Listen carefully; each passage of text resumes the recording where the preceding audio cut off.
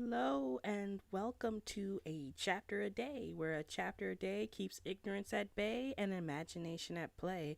I am your hostess, Miss Petals, and welcome back to another and last installment of Fahrenheit 451. So we're definitely gonna get to the end this time. I know I promised yesterday, but I checked it, and we're definitely at the end. We're gonna be finished today. So, quick review. Montag was on the run. Um, he got away from the hound and the helicopters and away from the city. He had reached the train tracks and met a group of men. These men used to be professors, reverends, and all sorts of intellectuals. And their special tag, and well, Montag learned about their special tag of remembering books and keeping them. So each man is named after a book. Like they have a Job, they have a uh, Sophocles, they have etc. etc. Shakespeare, and there's men all over the country, hidden men, and all they do is travel and wait for the war to start. And Montag, once he gets there, these men know about him because of they've been paying attention to their small TV. They have a little small TV, and they saw the so-called demise of Montag, but in reality, just to keep things interesting and for the audience not to lose interest, they grabbed a random guy from the street and killed him off and said it was Montag, which is low down in my opinion, and I hope we don't get to that point. But then again, I think we have. I think there has been his instances in history where they didn't really kill somebody, but they killed somebody to just give everybody a happy ending, as so to speak. So we're going to conclude Fahrenheit 451. Or should I say the conclusion of Fahrenheit 451. But before I do the conclusion, I just remembered a chapter a day is sponsored by the Seeds of Harvest Library, 4121 Cleveland Street, Gary, Indiana, inside Market City. They are open Friday and Sunday, 10:30 a.m. through 4 p.m. Saturday, 10:30 a.m. through 4:30 p.m. Donations are accepted. If you are donating books, they prefer hardcover books only. Hardcover books only. And you can follow them on social media. Also, I was told that if you would like to donate books, please email them at seedsofharvestlibrary@gmail.com. That's seedsofharvestlibrary@gmail.com if you would like to send in donations, or not only books but just donations period, not even money. I mean, if you just want to donate something to the library, give them, contact them at seedsofharvestlibrary@gmail.com, and they will give you further instructions. And now, the conclusion of Fahrenheit 451. Also, the email will be in the description.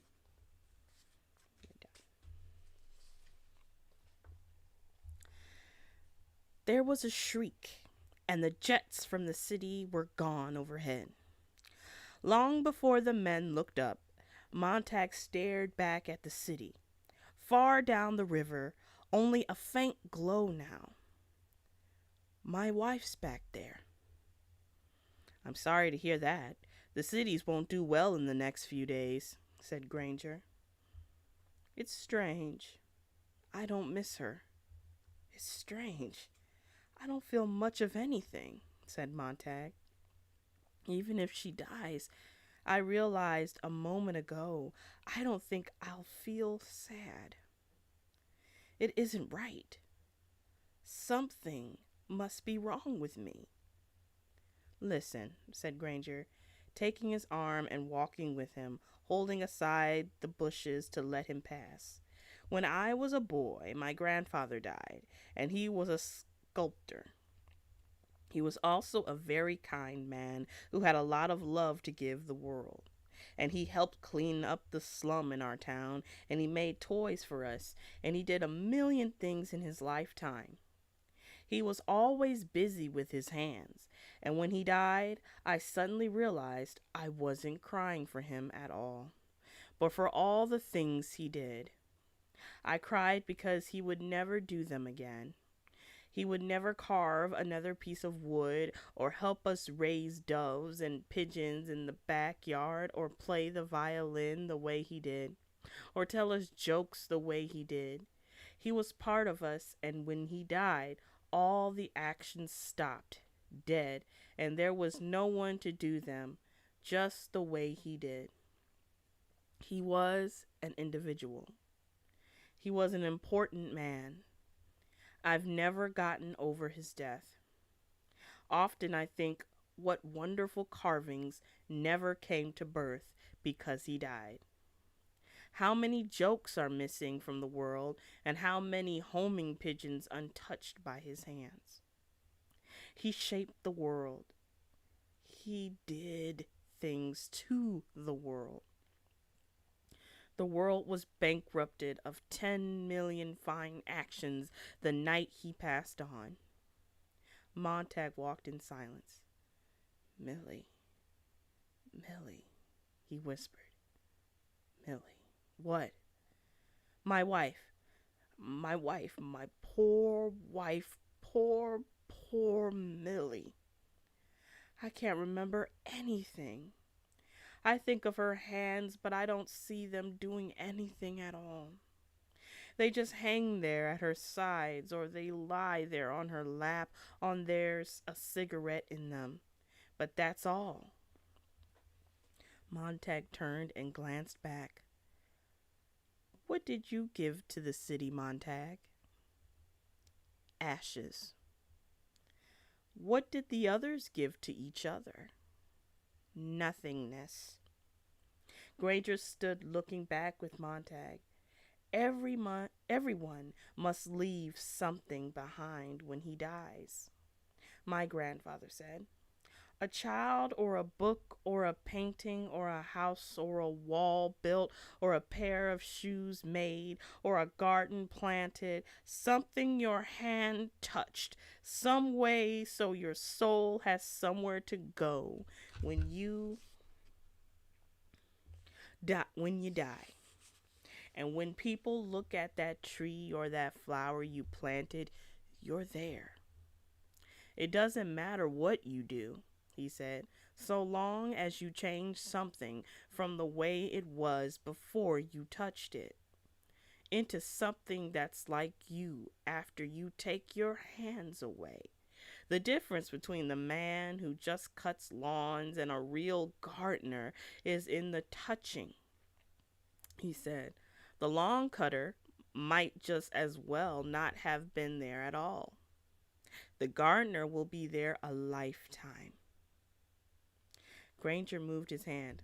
My grandfather showed me some V2 rocket films once, 50 years ago.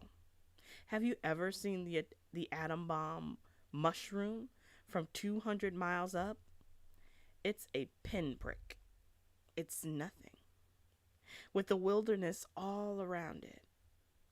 My grandfather ran off the V2 rocket film a dozen times and then hoped that someday our cities would open up more and let the green and the land and the wilderness in more to remind people that we're allotted a little space on earth and that we survive in that wilderness that can take back what it has given.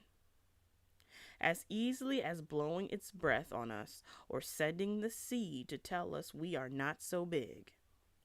When we forget how close the wilderness is in the night, my grandpa said, someday it will come in and get us, for we will have forgotten how terrible and real it can be. You see? Granger turned to Montag. Grandfather's been dead for all these years, but if you lifted my skull, by God, in the convulsions of my brain, you'd find the big ridges of his thumbprint. He touched me. As I said earlier, he was a sculptor. I hate a Roman named Status Quo, he said to me. Stuff your eyes with wonder, he said. Live as if you'd drop dead in 10 seconds. See the world. It's more fantastic than any dream made or paid for in factories. Ask no guarantees, ask for no security. There never was such an animal. And if there were, it would be related to the great sloth which hangs upside down in a tree all day, every day, sleeping its life away. To hell with it. To hell with that, he said. Shake the tree and knock the great sloth down on his ass. Look, cried Montag, and the war began and ended in that instant. Later, the men around Montag could not say if they had really seen anything, perhaps the merest flourish of light and motion in the sky. Perhaps the bombs were there and the jets 10 miles, 5 miles, 1 mile up, for the merest instant, like grain thrown over the heavens by a great sewing hand, and the bombs drifting with dreadful swiftness. Yet sudden slowness down upon the morning city they had left behind. The bombardment was to all intents and purposes finished. Once the jets had sighted their target, alerted their bombardier at 5,000 miles an hour, as quick as the whisper of a scythe, the war was finished. Once the bomb release was yanked, it was over. Now, a full 3 seconds, all of the time in history before the bomb struck, the enemy ships themselves were gone, half around the visible world, like bullets in which a savage islander might not believe because they were invisible. Yet the heart is suddenly shattered. The body falls in separate motions, and the blood is astonished to be freed on the air. The brain squanders its few precious memories, and puzzled dies. This was not to be believed. It was merely a gesture. Montag saw the flirt of a great metal fist over the far city, and he knew the scream of the jets that would follow, would say after the deed, disintegrate, leave no stone on another, perish, die. Montag held the bombs in the sky for a single moment, with his mind in his hands, reaching helplessly up at them. Run, he cried to Faber, to Clarice. Run, to Mildred. Get out, get out, get out of there. But Clarice, he remembered, was dead, and Faber was out, there in the deep valleys of the country. Somewhere, the 5 a.m. bus was on its way from one desolation to another, though the desolation had not yet arrived, was still in the air. It was certain as man could make it. Before the bus had run another 50 yards on the highways, its destination would be meaningless, and its point of departure changed from metropolis to junkyard. And Mildred, get out! Run!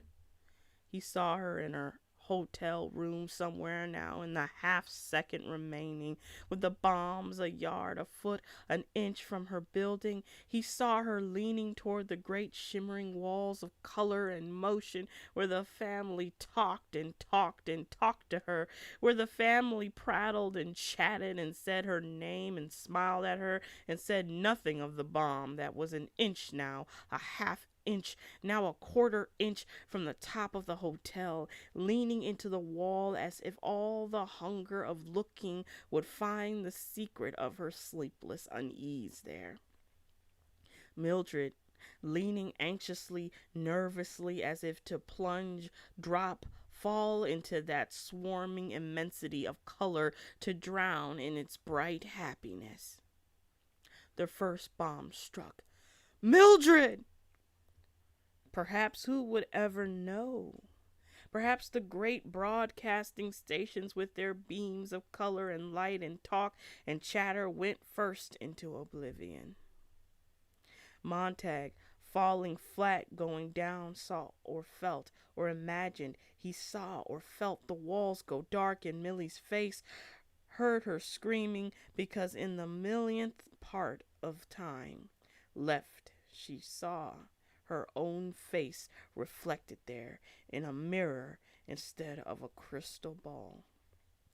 And it was such a widely empty face, all by itself in the room, touching nothing, starved and eating of itself, that at last she recognized it as her own, and looked quickly up at the ceiling as it and the entire structure of the hotel blasted down upon her, carrying her with 1,000,000 pounds of brick, metal, plaster, and wood to meet other people in the hives below, all on their quick way down to the cellar, where the explosion rid itself of them in its own unreasonable way.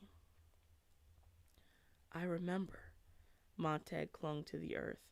I remember Chicago. Chicago. A long time ago. Millie and I. That's where we met. I remember now. Chicago. A long time ago. The concussion knocked the air across and down the river, turned the men over like dominoes in a line, blew the water in lifting sprays, and blew the dust, and made the trees above them mourn, with a great wind passing away south. Montag crushed himself down, squeezing himself small, eyes tight.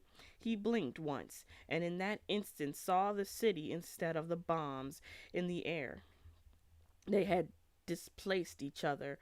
For another of those impossible instants, the city stood rebuilt and unrecognizable, taller than it had ever hoped or strived to be, taller than man had built.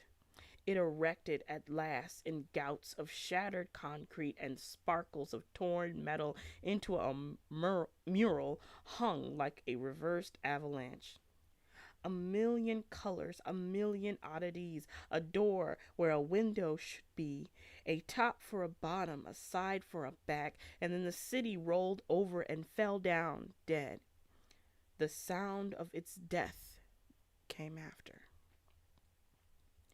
Montag lying there, eyes gritted shut with dust, a fine wet cement of dust in his now shut mouth, gasping and crying. Now thought again. I remember something. Something else. What is it? Yes, part of Ecclesiastes and Revelation. Part of that book, part of it. Quick now. Quick, before it gets away, before the shock wears off, before the wind dies. Book of Ecclesiastes. Here, he said it over to himself. Silently lying flat to the trembling earth, he said the words of it many times, and they were perfect without trying, and there was no denim dentrifice anywhere. It was just the preacher by himself, standing there in his mind, looking at him. There, said a voice. The men lay gasping like fish laid out on the grass. They held to the earth as children hold to familiar things. No matter how cold or dead, no matter what has happened or will happen, their fingers were clawed into the dirt, and they were all shouting to keep their eardrums from bursting, to keep their sanity from bursting, mouths open. Montag shouting with them, a protest against the wind that ripped their faces and tore at their lips, making their noses bleed. Montag watched the great dust settle and the great silence move down upon their world. And lying there, it seemed that he saw every single grain of dust and every blade of grass, and that he heard every cry and shout and whisper going up in the world now. Silence fell down in the sifting dust, and all the leisure they might need to look around to gather the reality of this day into their senses. Montag looked at the river. We'll go on the river. He looked at the old railroad tracks, or we'll go that way. Or we'll walk on the highways now, and we'll have time to put things into ourselves. And someday, after it sits in us a long time, it'll come out our hands and our mouths, and a lot of it will be wrong, but just enough of it will be right. We'll just start walking today and see the world and the way the world walks around and talks, the way it really looks. I want to see everything now. And while none of it will be me when it goes in, after a while, it'll all gather together inside and it'll be me. Look at the world out there. My God, my God.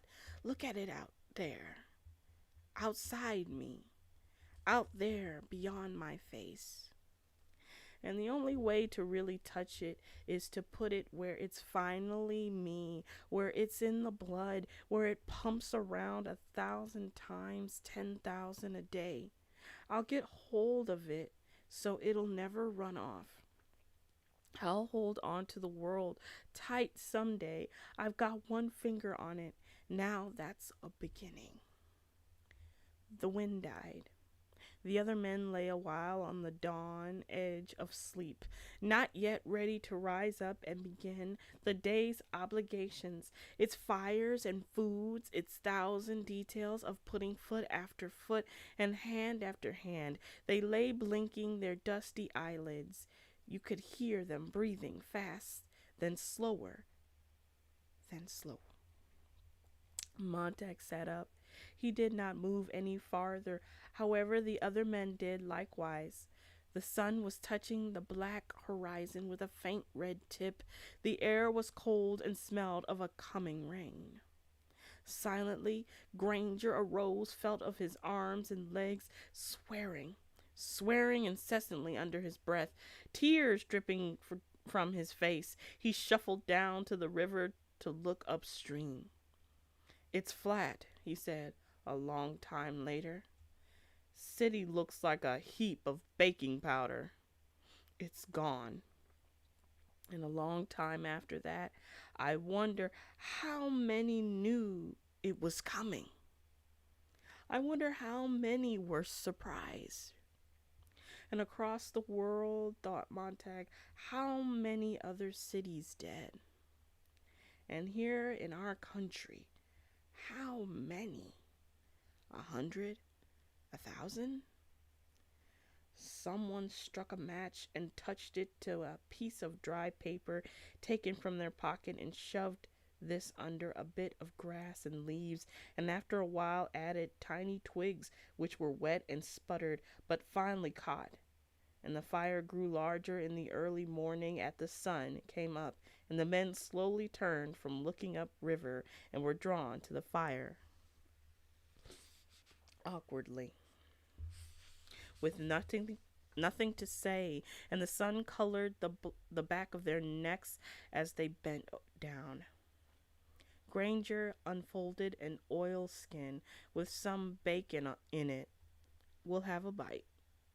Then we'll turn around and walk upstream. They'll be needing us up that way. Someone produced a small frying pan, and the bacon went into it, and the frying pan was set on the fire. After a moment, the bacon began to flutter and dance in the pan, and the sputter of it filled the morning air with its aroma. The men watched this ritual silently. Granger looked into the fire. Phoenix. What? There was a silly damn bird called a phoenix back before Christ. Every few hundred years he built a pyre and burned himself up. He must have been first cousin to man. But every time he burnt himself up, he sprang out of the ashes. He got himself born all over again. And it looks like we're doing the same thing. Over and over, but we've got the damn thing the phoenix never had. We know the damn silly thing we just did. We know all the damn silly things we've done for 1,000 years, and as long as we know that and always have it around where we can see it, someday we'll stop making the goddamn funeral pyres and jumping in the middle of them. We pick up a few more people that remember every generation. He took the pan off the fire and let the bacon cool, and they ate it slowly, thoughtfully. Now, now let's get on upstream, said Granger, and hold on to one thought. You're not important. You're not anything. Someday the load we're carrying with us may help someone. But even when we had the books on hand a long time ago, we didn't use what we got out of them. We went right on insulting the dead. We went right on spitting in the graves of all the poor ones who died before us. We're going to meet a lot of lonely people in the next week and the next month and the next year. And when they ask us what we're doing, you can say, we're remembering. That's where we'll win out in the long run. And someday we'll remember so much that we'll build the biggest goddamn steam shovel in history and dig the biggest grave of all time and shove war in it and cover it up. Come on now. We're going to go build a mirror factory first and put out nothing but mirrors for the next year and take a long look in them. They finished eating and put out the fire. The day was brightening all about them, as if a pink lamp had been given more wick. In the trees, the birds that had flown away quickly now came back and settled down. Montag began walking, and after a moment found that the others had fallen in behind him, going north. He was surprised and moved aside to let Granger pass. But Granger looked at him and nodded him on. Montag went ahead. He looked at the river and the sky and the rusting track going back down to where the farms lay, where the barns stood full of hay, where a lot of people had walked by in the night on their way from the city. Later, in a month or 6 months, and certainly not more than a year, he would walk along here again, alone, and keep right on going until he caught up with the people. But now there was a long morning's walk until noon, and if the men were silent, it was because there was everything to think about and much to remember. Perhaps later in the morning, when the sun was up and had warmed them, they would begin to talk, or just say the things they remembered to be sure they were there, to be absolutely certain that things were safe in them. Montag felt the slow stir of words, the slow simmer, and when it came his turn, what could he say? What could he offer on a day like this to make the trip a little easier? To everything there is a season. Yes, a time to break down and a time to build up.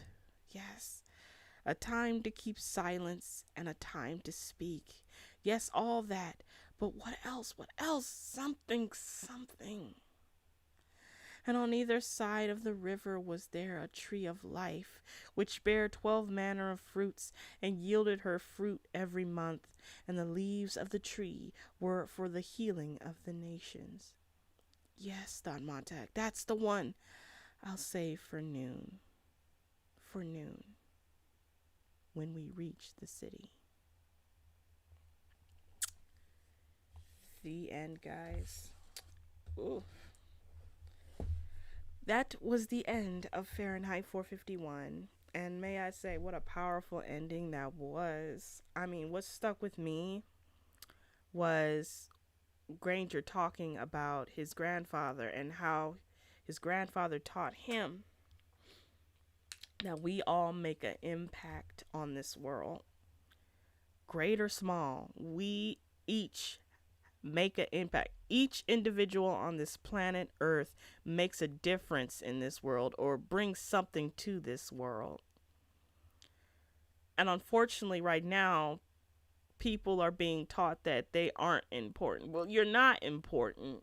Like you're in the sense of you're not better than anybody else, but yet everything you do has an impact on something. And that question that Granger asked Montag was, what did he bring to the world? And Montag said ashes. What do you guys think you guys bring to the world right now? I know right now it seems chaotic right now, that we are definitely living a mirror world of it feels like a mirror world. Like all the things that I'm seeing now, I never would have thought possible growing up. And I'll have to be honest with you guys. Like, if you get to know me, I'm down to earth and I'm always real with people. But I've been feeling like, all this craziness that's happening in our world today with COVID. And it's just all this craziness and trying to separate people and segregate people and people being hypocrites. It's like I was feeling like, well, what's the point of me doing all this? So I always promote the Seeds of Harvest Library. I own it.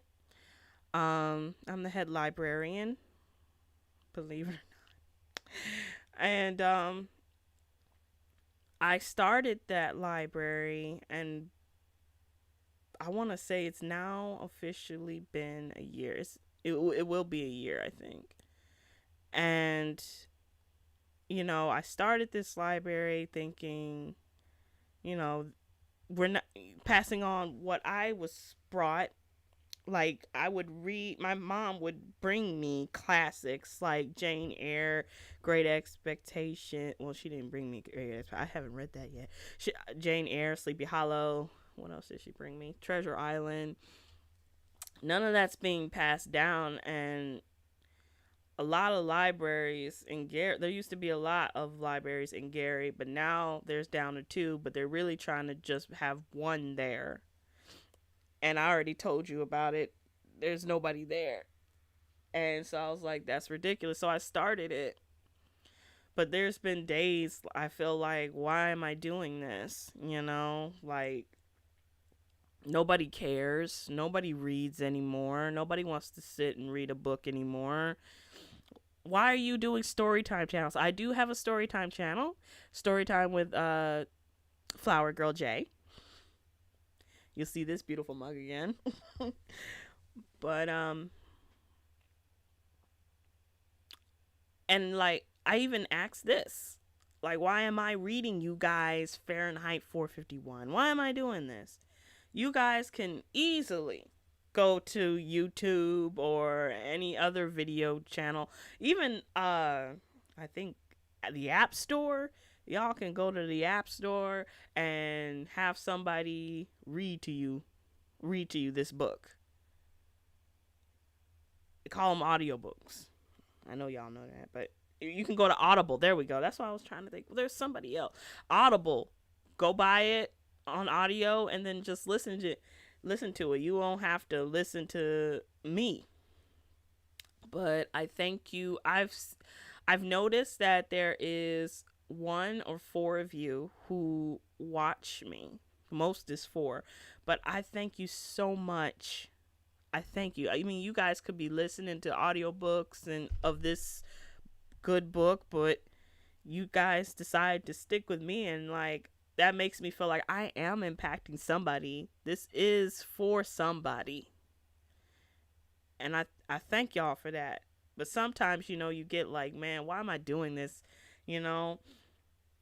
And I have thought about it like even before I started this these story times, like, well, shoot, they can go on the iPad and have somebody else read to them. Like, I was like, I know. But the only reason I'm doing this is because I want to. Like, number one, God has told me to do this. And three, I there's nothing like having somebody read to you. And what Gra- Granger said is true. People have an impact on people. I know when I remember my first grade teacher, like I used to love story time. I really loved story time. That was my favorite part of school. And listening to my teacher read to me, like she'd be in a chair and we'd be all in, like, surrounding her in like on the floor and on the carpet and listening to her. Yes, sometimes she played I don't know if y'all remember the cassette tapes, but she would put the cassette tape on, and yes, we would hear a professional read. That was our audiobooks back then. And we would read along. I would love that, but there was nothing like having a human being read to you. She made mistakes. I know I butchered some words, but it's like it's nothing like having a visual, a person. I wish I was there with you guys and reading to you face to face, but I have to do this. I have to communicate like this. So, but there's nothing like a human being. I mean, shoot. When I read this in high school, we pretty much did popcorn. We had each other read. I'd like to listen to other people read. My classmates read. There were some who were worse than me, butchered words, but I didn't care. I didn't care. I just went back to the word and tried to find out what it meant. How do you say it? I remember my mom would tell me if I don't know a word, look it up but back then we didn't have technology. It was we had to get a dictionary. So she would always tell me look it up in the dictionary. Now she tells me Google it. But yeah. So, and it really does put things in perspective. It really does put things in perspective. Like, yeah, you got a job and you making some money and all that, and I'm pretty sure some of you got kids, but what are you giving your kid? I mean, yeah, some of you got kids. Yes, you have a generation now. You contribute to the world by bringing another generation to the world, but what are you contributing to that generation? And for those of us who don't have kids, what are we leaving to the kids? I know somebody told me that my library, I'm not only making this library for this generation, I'm giving it to my kids. So when they get here, they got their own library. They got a full-fledged library to go to. And I never really thought about that. But that, like, just reading that, like, encouraged me, because sometimes, you worry about money and like how are you going to do things, and just little things that aren't important. Like what I'm doing right now, yeah, I'm not a big YouTube star. I'm not trying to be, and I'm not trying to be rich off of this either. But I'm doing this because I saw the need, and God told me I could feel it with his help. It's real. And I gotta tell you that I gotta be real honest with you. Jesus is in the center of everything. Jesus is the center of everything. The library, this live broadcast, my story time channel, the Facebook, he's in it. And like, I thank you all so much for donating. The ones who have, you guys keep it running. You guys keep me going. And like, even though I only get like one, the most I get is 4 people. You all are just encourage me to keep going, and I am going to, because none of this is getting passed down, which should be concerning. But before we go, the scripture of Ecclesiastes that he read and Revelations, I'm going to read it again. To everything there's a season, a time to break down and a time to build up, a time to keep silent and a time to speak. And then there is that's from Ecclesiastes. And then in Revelation, and on either side of the river was there a tree of life, which have 12 manner of fruits, and yielded her fruit every month. And the leaves of the tree were for the healing of the nations. First, I want to go to the Ecclesiastes one. There's a time for everything. So basically, that scripture is saying there's a time for everything. Right now, we're in scary times right now, but God is still good. He's still on the throne. He's still in control. And there is a time for everything. And his time is coming. The time is coming when he's going to come back. The book of Revelation, well, that's why that one follows. I'm glad it ended that way, because that was perfect ending. Because Revelation talks about once God comes back, there will be a tree of life. There will be a tree of life.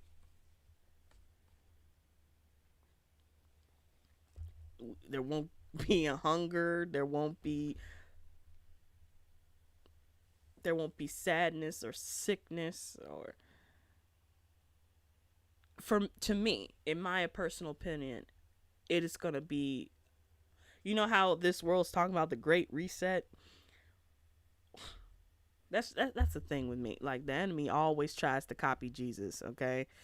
Like, Satan is just one big old copycat. But God has his reset. So imagine, I don't know if you can, I can't, but imagine a world where there was no more tears, no more sadness, no more murder, no more confusion, no more doubt or worry, no more worrying about bills, and no more student loans. Hallelujah. Thank you, Jesus. Like, no more sickness, no more disease, no more, just no more of what we're seeing now. The way things should have been. Man, what a great day that will be. But as we saw what happened to the city and Mildred, even though we only read, but read and saw what Montag was thinking, what happened to Millie, but I think that's what happened to her. I think that's what actually happened to her. But how many people are going to be surprised? Just like Ranger said, how many people are going to be surprised when that great day comes? But the Bible calls it the great and terrible day. And what we just read just now sounds like the great and terrible day. Like in a moment, they were gone. All these people gone by the bombs. How many are going to be surprised when that day comes? How many are going to know? Just like right now, how many people know what's getting ready to happen? And how many people are still in this fake reality of happiness? This fake, it's not even reality, it's like fake happiness. How many are stuck that way, don't even see what's going on? But I do want to leave you with this, and then I'll make some announcements, and then we'll get up out of here. I want you guys to think about this. After reading Fahrenheit 451, how many of you have noticed similarities, and how many of you have seen differences? Faherenheit 451, according to Neil Gaiman, there's a introduction. I got this one, this edition with the introduction by Neil Gaiman. I like how he says that Faherenheit 451 was written as not only a love letter to books, but it was meant as a warning. I want you all to think, did we heed the warning? Or are we just like the phoenix, where we're just stacking up our pile of wood so we can stand in the middle and burn ourselves up? Have we heed the warning? And the last thing I want you to think about is this.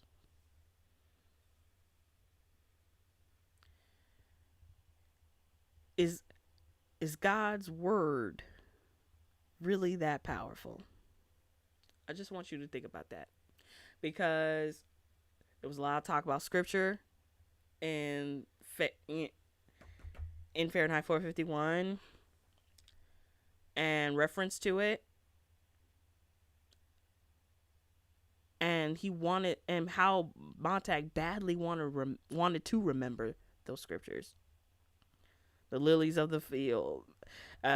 He wanted to remember Luke. He wanted to remember the verse from Ecclesiastes. He wanted to remember Revelations. Why is it so powerful? Why did he want to read those scriptures? And why did he find them so powerful to him? Let me know in the comments below. And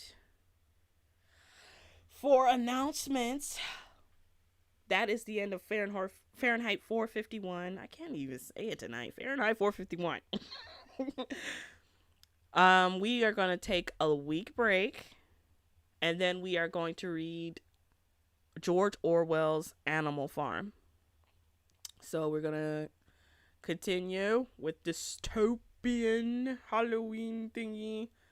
Wait, it was a Halloween thingy? Well, nothing scarier than what's going on right now, so we went with dystopia. So we're going to take a week off. So no Miss Petals this coming week, but the following Monday, which will be, hold on a second. Come on. So we'll be back October 4th and we'll start with Animal Farm. Now, I don't know if you guys remember when I first broadcasted. Now, I offered to read 1984. Now, if you would like for me to read 1984, it is a long one. It is a long one. But if you would like for me to read 1984, I would need at least 4 to 5 people to comment, say, please, Miss Petals, read 1984, George Orwell's 1984. If not, we're just sticking to Animal Farm. So please let me know. I need 4 to 5 people commenting saying, please, Miss Petals, read 1984. So until next time, this has been Miss Petals with a chapter a day. And remember, a chapter a day keeps ignorance at bay and imagination at play. Thank you all so much for tuning in, and I'll see you October. Did I say 4th or yeah, October 4th. See you guys.